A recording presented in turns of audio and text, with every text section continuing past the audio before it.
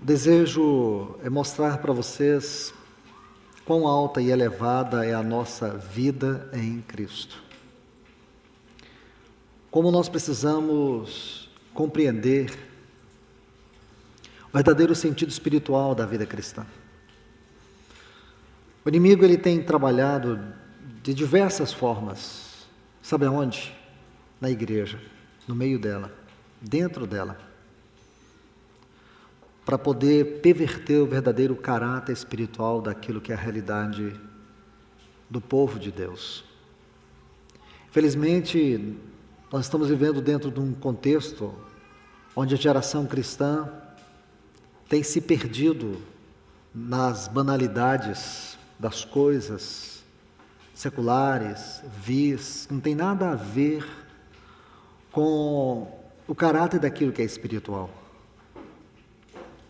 Eu creio que, talvez, irmãos, o povo de Deus nunca esteve num nível tão baixo espiritual como nós estamos vendo em nossa geração.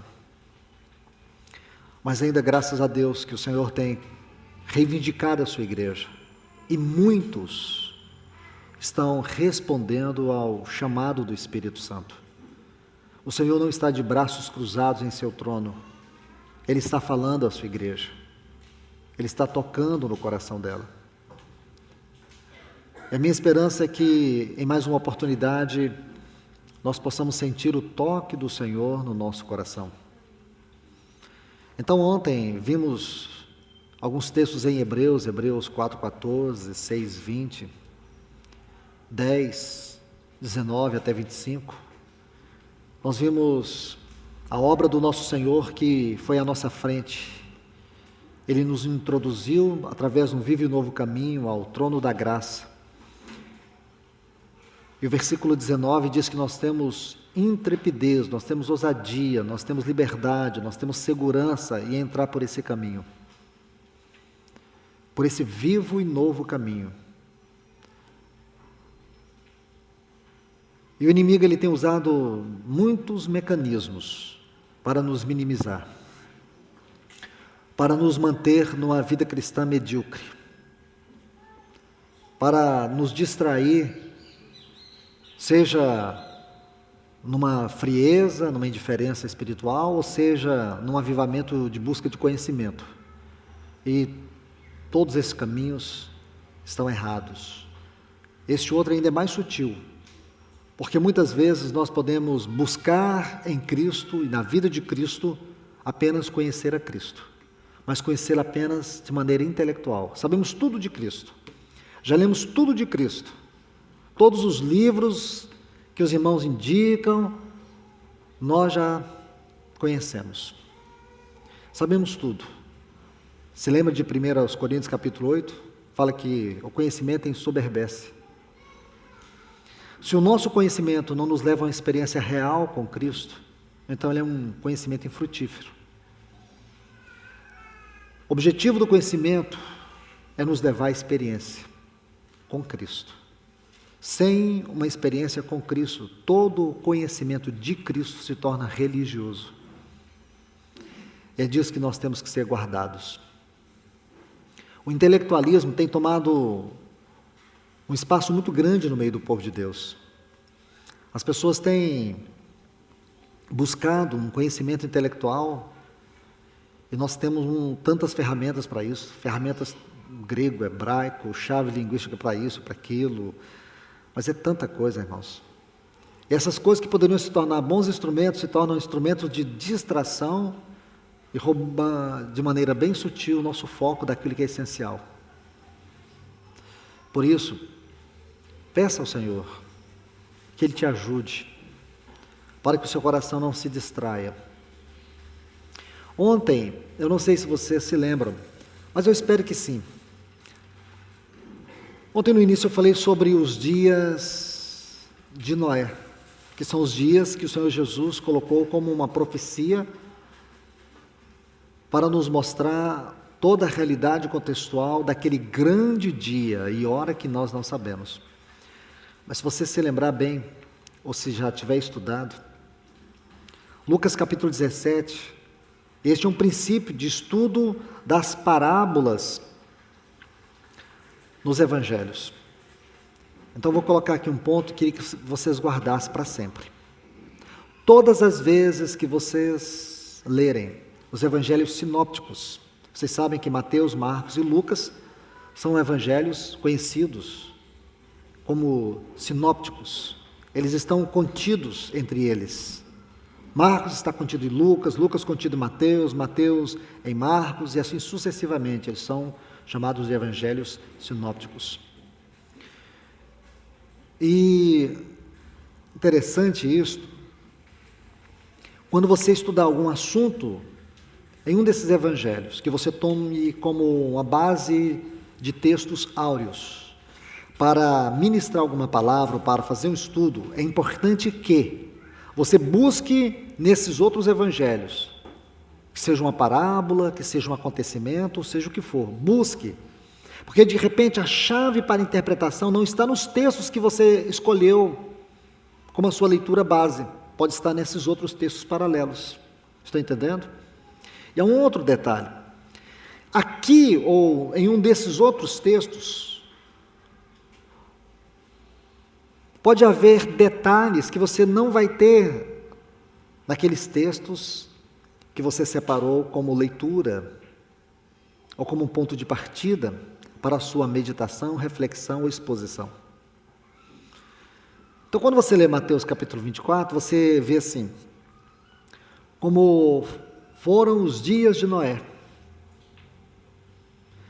Porém, quando você vai para Lucas 17, ele vai falar dos dias de Noé e dos dias de Ló. Eu pergunto para vocês, quando alguém, ou você já leu, você já ouviu alguém falar dos dias de Noé, no contexto da vida do Senhor, alguém mencionou os dias de Ló? Raramente, eu não sei. Mas eu creio que raramente alguém pensa nisso. É muito importante a gente meditar nos dias de Ló, porque os dias de Ló são tão importantes e lançam mais luz ainda sobre a questão dos dias de Noé e dentro do contexto que nós estamos vivendo. Então, antes da palavra, e hoje eu já vou introduzir o assunto do combate da nossa fé, permita-me colocar esses textos aqui para vocês. Abra sua Bíblia em Lucas capítulo 17. Então, nós já vimos o sacerdócio de Cristo, esse sacerdócio está lá diante de Deus por nós, então nós podemos entrar. A vida cristã não é uma vida medíocre, não é uma vida superficial. Se você escolheu viver um padrão medíocre, se você escolheu viver um padrão superficial, o problema é teu, o problema não é de Deus, porque tudo que o Senhor poderia te dar para você desenvolver essa salvação, para que você pudesse viver ascensionalmente, Ele já fez e já te deu. Então, onde vocês comeram farofa no almoço? Comeram? Quando você estava comendo a farofa, lembrou de alguma coisa? Eu não estava lembrando, mas alguém me lembrou. Mas olha, isso serve para você sempre refletir. Será que nessa jornada sua aí, você está com a sacolinha cheia de farofa acabando? Será que a vida cristã, sua vida cristã, e falo com muito amor e temor, para te ajudar, será que você não tem uma sacolinha cheia de quinquilharia? Tira tudo isso. Comece a viver a vida cristã num plano mais alto. Comece a deixar que o Espírito Santo componha uma linda exposição poética da vida de Cristo na sua face, para que lá no seu trabalho, lá na faculdade, lá no lar onde você vive com seus pais, as pessoas possam sentir a fragrância de Cristo, a história de Cristo, a verdade de Cristo. Não vai ser por muito falar, mas por muito viver. Entende? Teve um irmão do passado que ele dizia assim, alguém pode me corrigir, mas parece que foi Agostinho. Ele disse assim, pregue a palavra, pregue, mas pregue mesmo, se possível, abra a boca. Entende? As pessoas precisam ler Cristo no nosso testemunho, na nossa vida. Deixa eu colocar isso aqui para vocês, só para ser uma moldura naquilo que o Senhor vai dispensar a nós. Lucas 17, 26 diz: como foi nos dias de Noé, assim também será nos dias do Filho do Homem. Comiam, bebiam, casavam e se davam em casamento. O que é isso? Vida normal. O tempo da volta do nosso Senhor, de maneira social, será um tempo normal. As pessoas vão trabalhar, vão continuar suas vidas. É lógico que outras situações adversas também farão parte deste fundo contextual. Até o dia que Noé entrou na arca e veio o dilúvio e destruiu a todos. Da mesma forma como sucedeu nos dias de Ló. Comiam, bebiam, compravam, vendiam, plantavam, construíam. Mas o dia em que Ló saiu de Sodoma, choveu fogo e enxofre do céu e destruiu a todos. O mesmo será no dia em que o Filho do Homem se manifestar. Está vendo aqui? É uma chave. Não será uma surpresa para nós. Eu queria que você soubesse disso. E aonde? Você pode estar me perguntando, irmão, e aonde que nós vamos poder ter mais substância sobre isso? Eu vou te ajudar, mas vai ser tarefa de casa, tá bom? Aí se um dia a gente se encontrar aqui por algum lugar, você vai dizer, nossa irmão, fiz a tarefa de casa e descobri muita coisa. Então você tem que ver aqui em Gênesis. Gênesis, capítulo 19. A partir do versículo 17, é claro que a gente teria que ler outros textos, mas a partir do 17 diz assim, Gênesis 19, 17.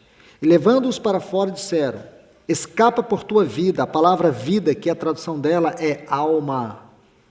Alma. Tem algo como que negar a nós mesmos.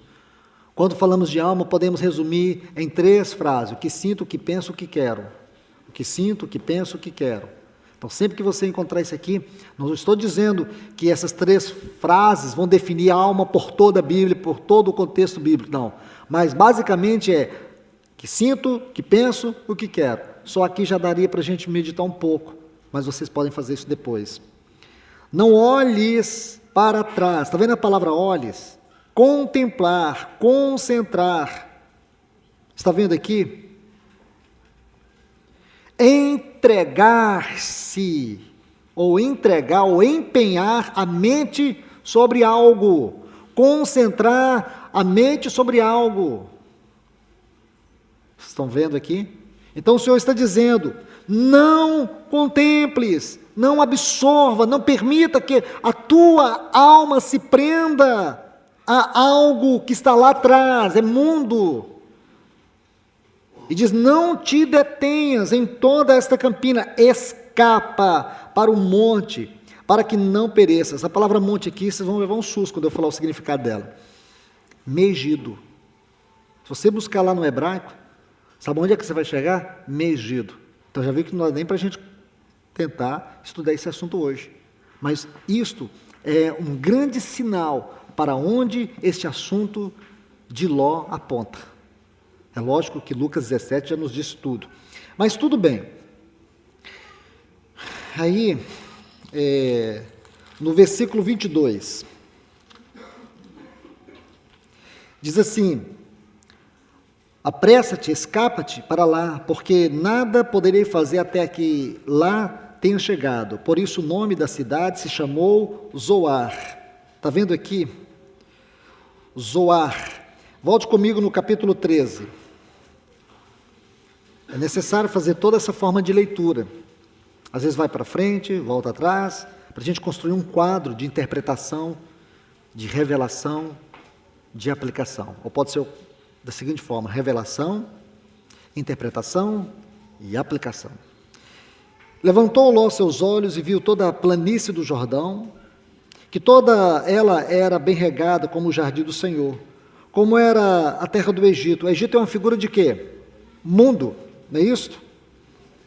Na direção de Zoar. Sabe o que significa Zoar? Insignificância.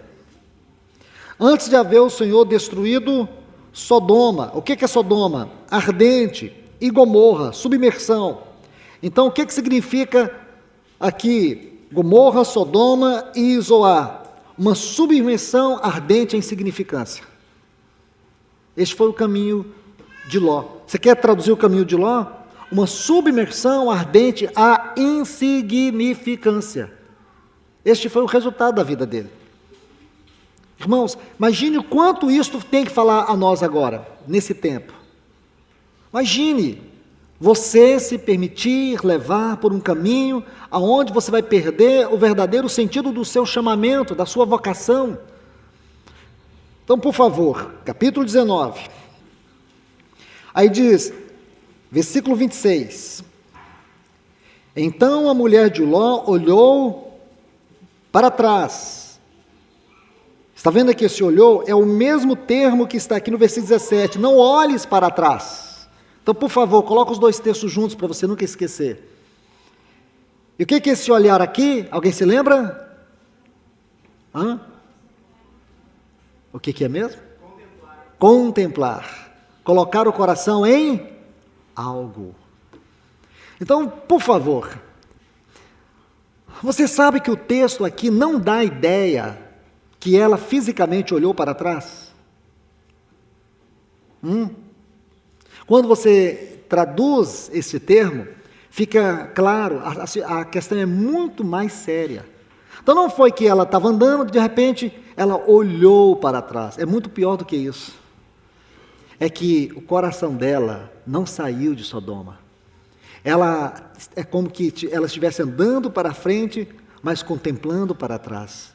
Ela saiu do Egito e o Egito não saiu. Aquelas coisas estavam dentro dela. Ela havia absorvido no seu coração, na sua mente, na sua alma, aquilo que o Senhor havia exortado aqui no versículo 17.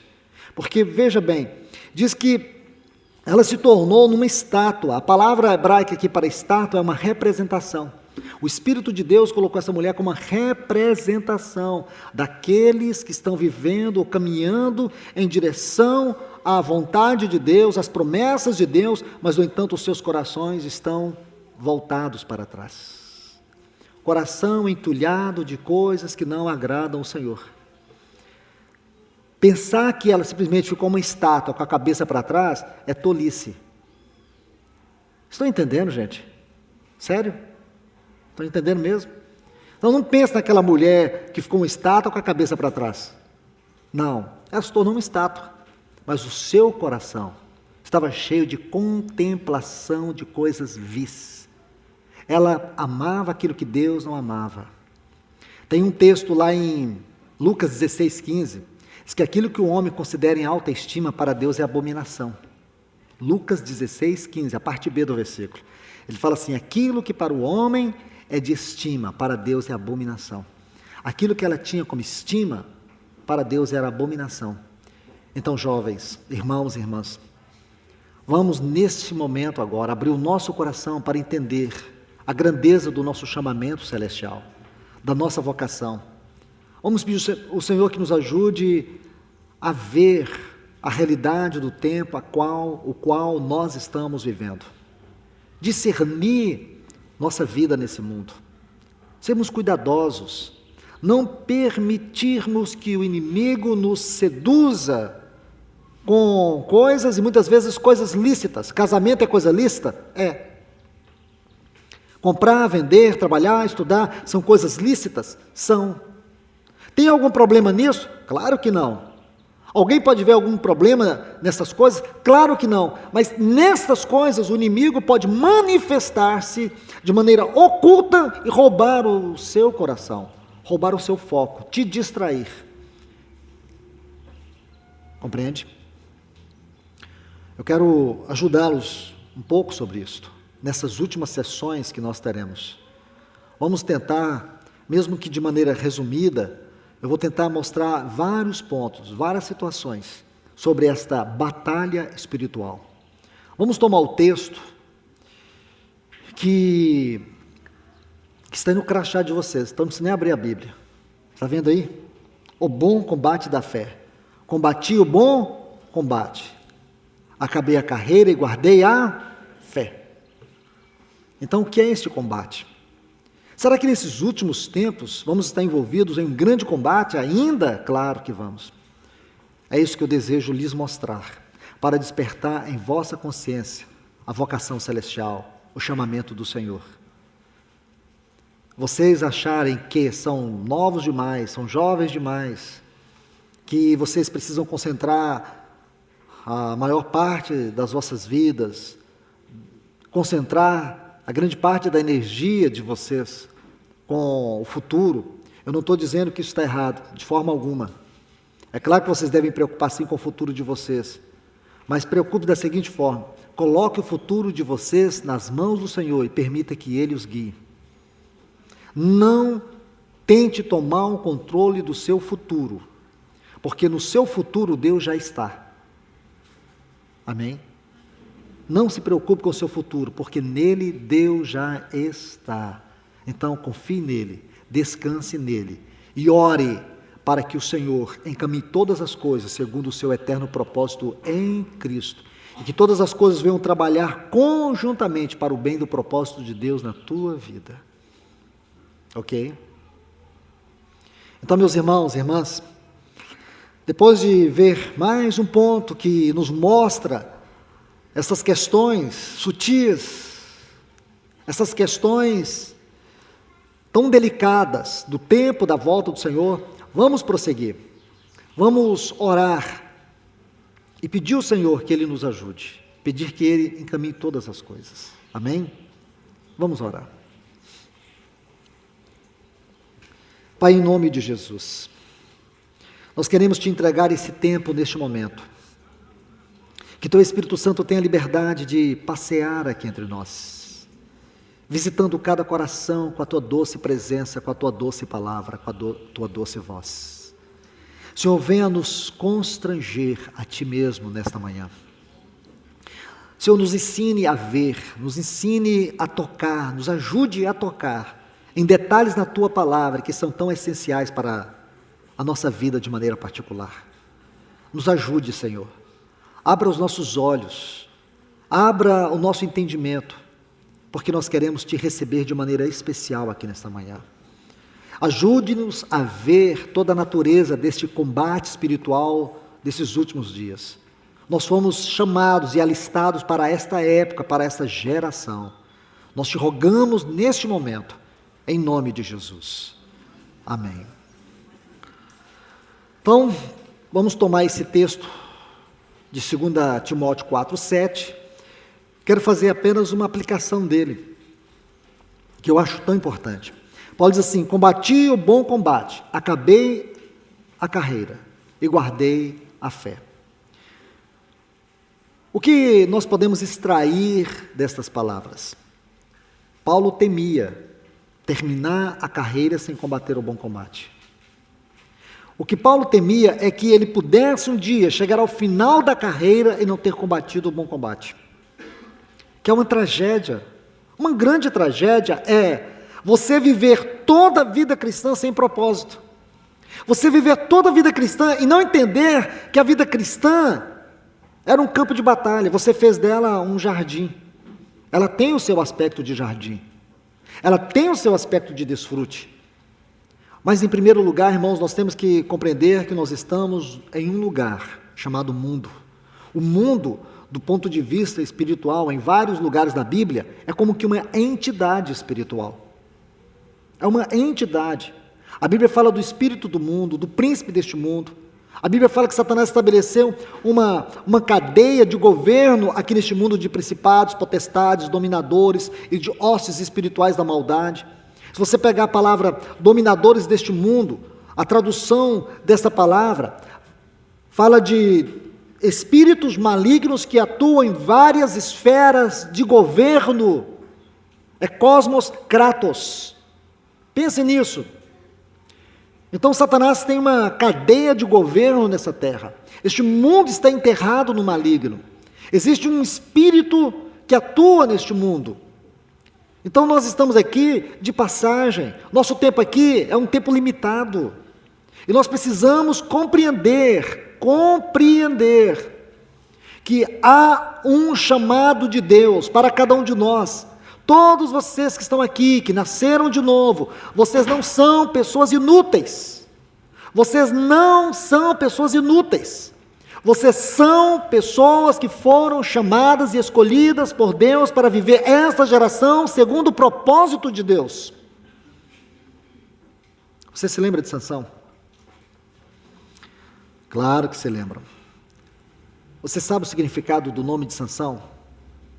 Aquele que brilha como o sol. Você já meditou? Tente olhar para mim. Pessoal, tente olhar para mim. Você já meditou no contexto, todo o contexto de Sansão, o que realmente ocorreu ali? Você sabia que antes de Sansão, 111 anos o povo de Israel viveu em cativeiro? A gente vê de maneira bem marcante o cativeiro da Babilônia, 70 anos. Se lembram disso? Claro. Mas alguma vez você se lembra de Israel ter vivido 111 anos em cativeiro? Ou em cativeiros? São 5 cativeiros no livro de Juízes. Você já somou aqueles cativeiros? Você se lembra de cada um deles? Começando ali pelo capítulo 3, versículo 8, depois acho que versículo 14, capítulo 4, versículo 2, capítulo 6, versículo 1, capítulo 10, versículo 6 a 8, capítulo 13, versículo 1. Querem ver isso? Antes de você pensar em Sansão, você tem que lembrar desses cativeiros. Por favor, venham comigo aqui. Juízes, capítulo 3. Juízes 3, 8. Anote esses textos. Sabe por quê? Eu gostaria que vocês anotassem. Porque se algum dia na vida de vocês desejarem estudar a vida de Sansão e vocês ignorarem esse contexto, esses cativeiros, eu quero falar que você está pregando a palavra de Deus pela metade. Você está excluindo um fundo espiritual muito importante para entender por que Deus levantou Sansão, quem era Sansão. Entende? Qual é a grande lição espiritual sobre a vida de Sansão? Que a consagração é a fonte do poder espiritual. Onde estava o poder espiritual de Sansão? Ou vocês acham que Sansão era um cara bombado? Vocês acham? Chega aquele camarada assim, como um guarda-roupa de 8 portas. Vocês acham? É claro que não. Sansão não era um cara bombado, um cara grandão. Ele era um homem normal. Aí você pode pensar, mas como então ele tinha tanta força? Onde estava a força dele? Na consagração dele. A consagração era a fonte do poder espiritual. Entende? Qualquer um de vocês podem viver isso que Sansão viveu. Não precisa ir para a academia. Vocês precisam ir para a escola de Cristo. Aí vocês vão ver a verdadeira força, o verdadeiro vigor, a verdadeira saúde, a verdadeira vida. Consagração. Então aqui, olha, o capítulo 3, versículo 8. E a ira do Senhor se acendeu contra Israel, e os entregou para os de Cusã, Risataim, reis da Mesopotâmia. E os filhos de Israel serviram a Cusã, Risataim por 8 anos. Você é bom de matemática? Então vamos fazer conta. Versículo 14. E serviram os filhos de Israel a Eglon, rei dos Moabitas, por 18 anos. Está somando aí? Capítulo 4, aí você tem que ler desde o primeiro. Depois da morte de Eude, os filhos de Israel voltaram a fazer o que era mal perante o Senhor. Está vendo aí? Versículo 3. Então os filhos de Israel clamaram ao Senhor, porque eles tinham 900 carros de ferro, e havia oprimido com crueldade os filhos de Israel por 20 anos. Capítulo 6, versículo 1. E os filhos de Israel fizeram o que era mal perante os olhos do Senhor, e o Senhor os entregou a Midian por 7 anos. Estão somando? Capítulo 10. Juízes 10. Versículo 6 diz: E os filhos de Israel voltaram a fazer mal aos olhos do Senhor. Aí o versículo 7, acendeu a ira do Senhor contra Israel, e os entregou nas mãos dos filisteus e nas mãos dos filhos de Amon, os quais naquele tempo oprimiram e quebrantaram os filhos de Israel por 18 anos. Capítulo 13. Os filhos de Israel voltaram a fazer o que era mal perante os olhos do Senhor, E o Senhor entregou nas mãos dos filisteus por 40 anos. Alguém somou aí? Quantos anos que deu? 111? Eita! Eu consegui somar 111 anos. Então, gente, 111 anos. É isso mesmo? 111 anos. Eles passaram mais tempo em cativeiro aqui em Juízes do que na Babilônia. 111 anos. Aí você vê algo muito especial. Sansão viveu no tempo do profeta Eli. Ele viveu naquele tempo em que o profeta Eli era o sacerdote em Israel. Você se lembra de Eli? Um sacerdócio corrupto, um sacerdócio complacente com o pecado dos seus filhos, um sacerdócio sem vida. Agora você vê, Deus levanta um juiz, nazireu, para poder ensinar a Israel sobre o seu chamamento. Você vai ver que o nazireado era um voto temporário, mas quando o Senhor chama Sansão, ou quando o Senhor diz aos seus pais que ele seria separado para ele, o Senhor diz que ele faria um voto por toda a vida. Ele seria nazireu por toda a vida, ele seria consagrado por toda a vida. Pegue todos esses detalhes, porque tudo isso tem a ver com você. Nossa vida de consagração não é uma vida temporária. A sua vida de consagração é por toda a vida, porque nela reside o poder, a força espiritual. Aonde está a sua força espiritual? Você vive reclamando de fraqueza, não é? Nós sempre reclamamos das nossas fraquezas, das nossas debilidades. Sempre gostamos de fazer isso. Mas, irmãos, por favor, cuidado com isso. Eu volto a repetir aquele texto de Oséias, onde ele diz que o arrependimento de Efraim é como a luz da manhã que cedo passa. Eu gosto de repetir esse texto, até porque a repetição é a quinta essência do ensino. Guarde esse texto. A gente muitas vezes fala das nossas fraquezas, não é por arrependimento, é para tentar mascarar a nossa culpa. Isso cria um coração dissimulado. Não faça isso. Entenda que o oposto da sua fraqueza é consagração. E é na sua consagração que está a força para você vencer toda a fraqueza. É na sua consagração. Muitas vezes a gente fica brincando e sendo conivente com tantas coisas. Ultimamente alguns jovens têm me procurado para dizer: Luiz, assistiu o filme de Noé. Você já assistiu? Eu falei: claro que não. Aí um jovem disse assim: nossa, Luiz, eu fiquei indignado com o filme. Você viu o trailer do filme? Eu falei: vi, não somente vi, como li muita coisa sobre aquele filme. Eu falei: pois é, e foi me dando desculpa. Eu falei: irmão, só um minutinho. Se o inimigo chegasse para você assim e falasse: olha, eu queria que você adquirisse algo, onde eu pudesse expor a glória de Deus, a autoridade de Deus, a palavra de Deus, eu colocasse Deus de maneira ridícula diante da sociedade, mas você tem que pagar para mim um ingresso. Você faria isso? Ele falou: claro que não. Eu falei: mas você fez isso quando vai assistir esses filmes que só tem um único propósito: colocar em opróbrio o testemunho de Deus, a soberania de Deus, a palavra de Deus e o caráter de Deus. Como é que você participa disso? Vê que a gente vai rindo para esse tipo de sala e assiste e depois sai falando mal do filme. Mas será que Deus vê dessa forma? Então a gente vai brincando com a nossa vida, igual Sansão ficou brincando com a vida de consagração dele.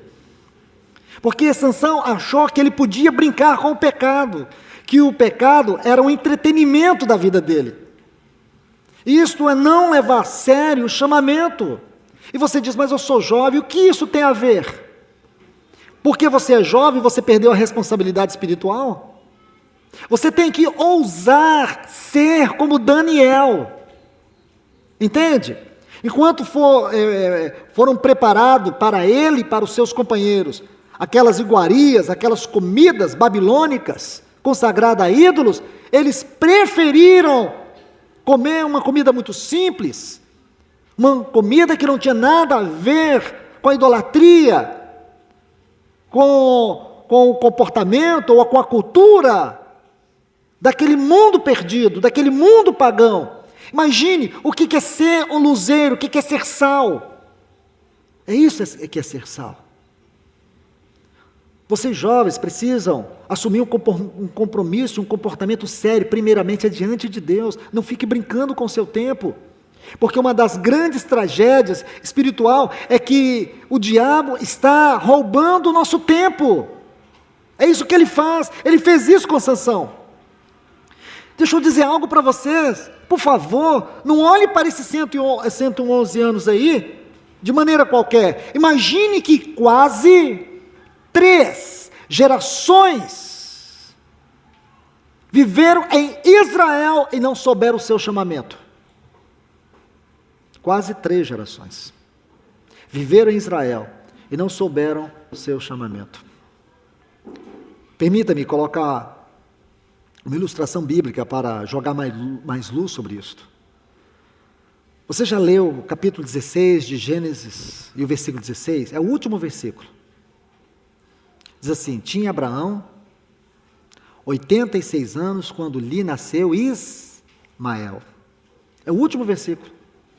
E o versículo seguinte é o primeiro do capítulo 17. Quantos anos que Abraão tinha aqui? Tinha Abraão, quanto? Alguém quer ler aí? Só para você ver. Vê aí na sua Bíblia. Você vai ficar pressionado. De um versículo para outro. 99? Olha isso aí. Então, tinha Abraão 86 anos quando lhe nasceu Ismael. Agora no versículo seguinte, tinha Abraão 99 anos. Irmãos, peraí, como é que você consegue passar de um texto para o outro e não perceber isto? Num texto ele tem 86, você vai dizer assim, irmão, mas que importa? Se ele tem 96 anos, se ele tem 106 anos, aí importa sim, irmãos. Ou você esqueceu que foi o Espírito Santo que soprou esta palavra? Ele soprou, ele colocou cada detalhe. Então, por favor, comece a ler a Bíblia mais devagar. E comece a ler a Bíblia com contemplação. Comece a ler a Bíblia com os olhos do Espírito. Peça a Ele para te ajudar. Veja, quem é Ismael? Vamos sintetizar de maneira espiritual. Ismael é o fruto da mistura da fé com a carne. Se lembra? Ismael é uma mistura da fé com a carne. Abraão misturou a sua fé com a carne e gerou Ismael. Algo que não honrou o Senhor. Aí você vai ver que 13 anos da vida de Abraão, que era uma vida caracterizada por altar, desaparece, some.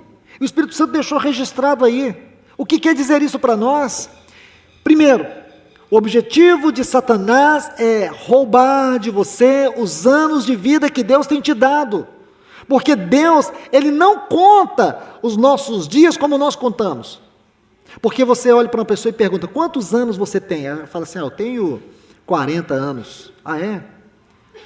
Mas como que Deus conta os nossos dias? Vou te dar um exemplo. Êxodo 12, 24.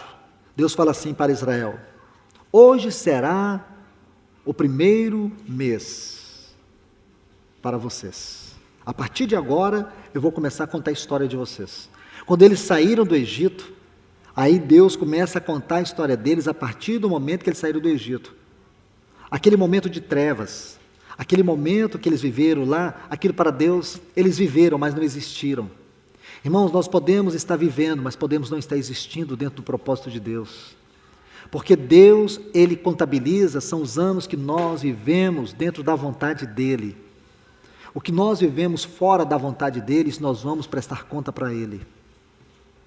Por isso que o Salmo de número 90, Moisés diz, ensina-nos a contar os nossos dias para que alcancemos um coração sábio. Percebe? Isso não é sério? É sério. Por isso que a geração de Caim, lembra? Não tinha anos de vida contabilizados. Mas a geração de Sete tem. Tudo isso é espiritual. É o que o inimigo quer fazer. Quase 3 gerações viveram em Israel e não conheceram o seu chamamento. Por quê? Porque o sacerdócio estava corrompido. Os profetas não falavam. Agora Deus levanta um jovem consagrado. Qual era o chamamento desse jovem? Lembrar Israel da sua vocação celestial.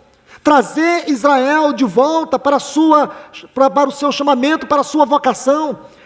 E ele começou a fazer isso, mas logo ele se perde na sua consagração. Ele começou a brincar com a sua consagração. Ele foi desprezando o que Deus deu a ele, e nisso ele se perdeu. Porque a força dele estava na sua consagração, não estava nele em si mesmo. O Espírito de Deus vinha sobre ele. Era porque o Espírito de Deus vinha sobre ele. Ele era quem ele era. Eu estou colocando isso com muito temor, porque eu quero que vocês reflitam sobre isso. Gostaria de encorajar vocês a cuidarem disso, porque nós estamos vivendo um tempo delicado, estamos vivendo a última hora, estamos vivendo, creio que a última geração. E essa geração precisa ser despertada no seu chamamento e na sua vocação celestial. Essa geração tem que tomar conhecimento do que vai acontecer nesses últimos dias. O inimigo ele tem procurado perverter a palavra de Deus de ponta a ponta. Mas nós não podemos, irmãos, entrar naqueles pontos nevrálgicos, naqueles pontos onde nós não temos luz, naqueles pontos onde não temos unanimidade. Mas uma coisa eu creio, que nós precisamos ir aos pés do Senhor e descobrir aquilo que verdadeiramente está claro e o Senhor revelou para nós. Se você for em Apocalipse 10, você vai ver que o Senhor revelou muitas coisas para João e disse assim, não as escreva. Então tem assunto que o Senhor não quer que nós saibamos. Por exemplo, o Senhor não quer que nós saibamos sobre o dia e a hora da vinda do seu Filho. Se nós vamos passar pela grande tribulação, ou se nós não vamos passar pela grande tribulação, isso importa para você? Para mim não importa. O importante é que nós vamos estar com o Senhor, seja na tribulação ou seja fora da grande tribulação. Porque esse tempo de grande tribulação não tem nada a ver com a igreja. Tem gente que diz assim, que no tempo da grande tribulação, irmãos, comece a comprar uma casa lá no fim do mundo. Lá você vai ter que construir uma caverna, um buraco muito profundo, coloca concreto, porque o anticristo vai te procurar nessa terra. Aonde tem isso na Bíblia? Irmãos, nós temos que plantar, porque a Monsanto vai dominar todas as sementes do mundo, e a hora de plantar é agora. E cria essa teoria da conspiração, e os irmãos compram terra, e tomam muito cuidado. Irmãos, espera aí, onde está isso na Bíblia? Nós pervertemos a palavra de Deus contra nós. Esse tempo da grande tribulação será o juízo de Deus contra as nações. A Bíblia não mostra em nenhum lugar no Apocalipse, nem no Novo Testamento, o povo de Deus fugindo. Quem está fugindo são os grandes, são os poderosos dessa terra. Eles que vão gritar e vão dizer para os montes, caí sobre nós, livrai-nos da ira de Deus e do Cordeiro. Quando você olha para o Apocalipse, sabe o que você vê? Você vê uma igreja triunfante. Você vê uma igreja diante de Deus orando e o juízo de Deus caindo na terra através das 7 trombetas. Entende, irmãos?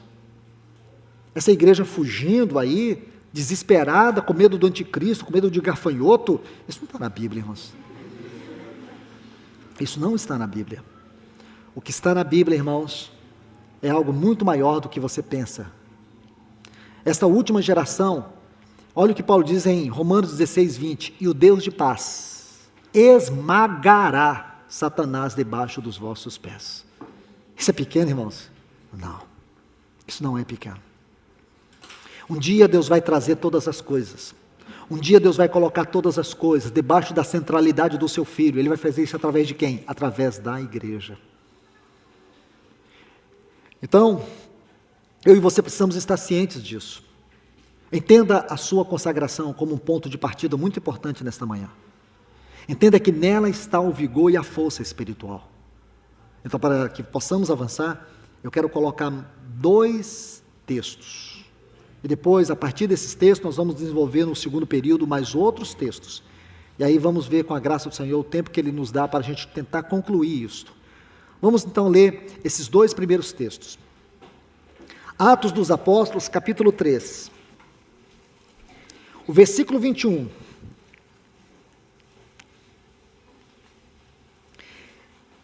Pedro está pregando em determinado momento da sua palavra, ele diz assim,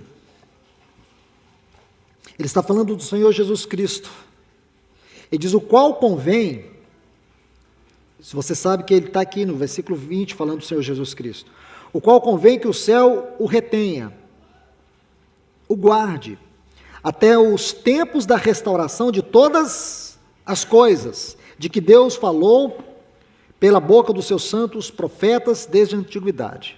Então, por favor, antes de colocarmos outro texto, juntamente com esse texto, olha o que ele diz, que o nosso Senhor Jesus, ele está retido nos céus, por um tempo específico, até que se complete a restauração de todas as coisas. Então, por favor, olhe para esse texto com muito cuidado. Ele estabelece um fundamento muito importante para o estudo da palavra. Ele diz que o nosso Senhor Jesus, ele está retido nos céus até o tempo da restauração de todas as coisas. Um dia, Deus vai restaurar todas as coisas. E assim que Deus, ele coloca todas as coisas, segundo um ponto integrador, central, que é aos pés do Senhor Jesus, é aí que ele vai voltar. É claro que esse texto implica muitas coisas, por que não dizer, há muitas implicações para entendermos a profundidade desse texto. Embora não é o meu objetivo entrar nesses detalhes, mas sim levá-los a compreender o lugar do vosso chamamento e da vossa consagração nesse tempo. Por que que o Espírito Santo está requerendo de vocês uma consciência mais profunda na vossa vida de consagração? Vamos para o outro texto, Efésios capítulo 1. Esses dois textos precisam ser estudados juntos. Efésios 1, 10. Com a finalidade de convergir todas as coisas em Cristo, na dispensação da plenitude dos tempos, tanto as dos céus como as que estão na terra. Observe bem, aqui tem uma palavra muito importante que é uma chave dentro deste versículo, é a palavra convergir. Esta palavra vem de dois vocábulos no original. A tradução desses vocábulos é reunir tudo de novo, é trazer tudo de volta a isto mesmo, a um centro, a um ponto integrador, a um ponto central. Então aqui nós vemos que Paulo diz que um dia Deus vai trazer todas as coisas, Ele vai colocar todas as coisas debaixo dos pés do Senhor Jesus, porque Ele é o ponto central e integrador de todas as coisas, tanto as dos céus como as da terra. Irmãos, eu pergunto, será que hoje nós podemos dizer que todas as coisas estão debaixo dos pés do Senhor Jesus? Talvez se nós olharmos do ponto de vista universal, nós sabemos que na soberania de Deus tudo está sob controle. E não é disso que eu estou falando, e nem é disso que o texto está falando. Nós sabemos que nem tudo está aos pés do Senhor. Como, por exemplo, este mundo, ele tem um príncipe, e não é o Senhor Jesus. É Satanás. Nós precisamos estudar isso com muito cuidado, porque dentro daquilo que nós vamos estudar, vocês vão ver algo muito especial. Vamos tomar apenas um exemplo, por causa do tempo que nós temos para concluir todo este assunto. Então, primeiro eu vou fazer uma exposição, depois nós vamos fazer umas aplicações concernentes à nossa vocação celestial, dentro deste contexto. Então, aqui está parte dessa exposição. O que nós sabemos é que o Senhor Jesus Cristo, ele está retido no céu até o tempo da restauração de todas as coisas. Um dia Deus vai trazer novamente todas as coisas. Ele vai colocar novamente todas as coisas debaixo dos pés do Senhor Jesus, para que o Senhor Jesus tenha preeminência sobre tudo e sobre todos. Como que Deus vai fazer isso? Essa é uma grande pergunta. Como que Deus vai fazer isto? Ele vai fazer através da igreja. Deixa eu te dizer isso. Deus vai fazer isto usando a igreja. Em um dia, Ele vai trazer todas as coisas de volta. Aqui você vai começar a entender um pouco da oração do Pai Nosso. Por exemplo, veja, o Senhor diz assim: Pai nosso que está no céu, santificado seja o teu nome. Eu pergunto, o nome de Deus tem sido santificado nessa terra? Não. O nome de Deus tem sido desprezado, tem sido desonrado, vilipendiado, exposto ao opróbrio, mas vai chegar um dia que Deus vai exaltar o seu nome sobre toda essa terra e sobre todos os nomes. e todos os homens saberão um dia que existe um nome exaltado em Deus.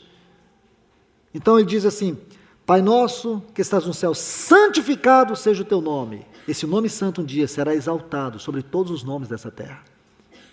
Venha a nós o teu reino. Eu pergunto, de maneira geral, o reino de Deus tem vida neste mundo? Não. Existem muitos reis, existem muitos reinos, existem muitas pessoas que estão no domínio deste mundo. Existem muitas pessoas que estão reinando sobre essa terra. Ele não é o rei. Existem muitos reis, existem muitos reinos, existem muitos dominando, mas um dia Deus vai esmagar todos os reinos deste mundo. E Ele vai exaltar um único rei, e Ele será o rei dos reis, o seu Filho Jesus. Aí diz: seja feita a tua vontade. A minha pergunta é: a vontade de Deus tem sido absoluta e plena nessa terra? Não. Os homens não têm se colocado debaixo da vontade de Deus. Mas acredite, um dia Deus vai trazer todos os homens, e Ele vai colocar todos os homens, quando Ele julgar essa terra, quando Ele esmagar Satanás, quando Ele expôs Satanás, todo o seu governo, ao opróbrio, quando essas nações, com toda a corrupção, essas nações caídas, emergidas em um caudal de pecado, quando essas nações forem julgadas pelo Senhor, Deus vai colocar os homens debaixo da sua vontade, Ele vai estabelecer o reino do seu Filho, e o Senhor Jesus será o rei, e Ele terá os outros reis, que com Ele reinarão nessa terra. Amém? Agora, como Ele vai fazer isto? É a próxima parte. Eu vou dar alguns minutos para vocês, 10 minutos, e nós vamos retornar. Aí nós vamos entender algo muito importante sobre o nosso papel. Amém? Deus abençoe vocês.